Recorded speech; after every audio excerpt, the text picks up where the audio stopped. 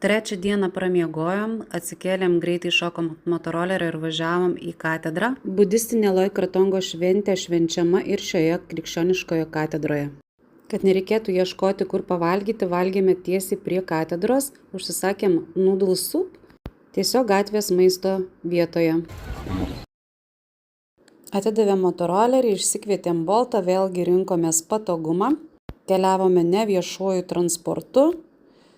Čia galite matyti tailandiečiai.lt šios dienos ofisą. Laivo bilietus buvom užsisakę internetu, juos įsikeitėm ir mūsų autobusas nuvežė į uostą. Kelionė praėjo sklandžiai ir štai mes jau Kokūde. Vykstam į savo viešbutį, o Kokūde šiuo metu daug remontuojamų kelių. Viešbutis mums paliko tik pačius geriausius įspūdžius. Gavom šaltus rankšluostėlius nusišluostyti veidui ir labai skanų pasitikimo gėrimą.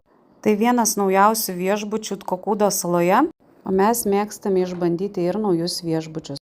Beje, kambaryje mūsų laukia vaisių lėkštė ir pilnas šaldytuvas gaiviųjų gėrimų ir užkandžių.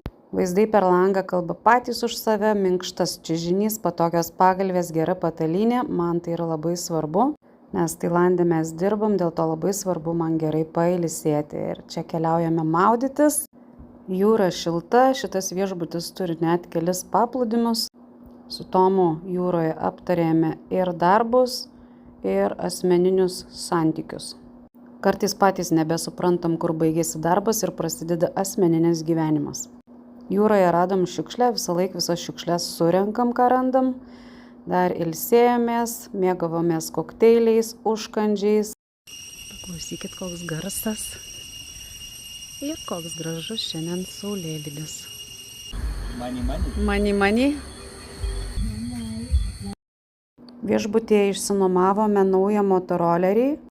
Motorolerį nuomavomės viešbutyje, Honda Click 160, nuvažiavęs vos apie 70 km ir važiavom švęsti Loi Kratong šventę. Aišku, kaip vietinių šventės be maisto, pavalgėm mugėje šį kartą. Vakarienėje lab su ryžiais ir patai. Šitų bandelių mes nevalgėme, bet jūs būtinai paragaukite.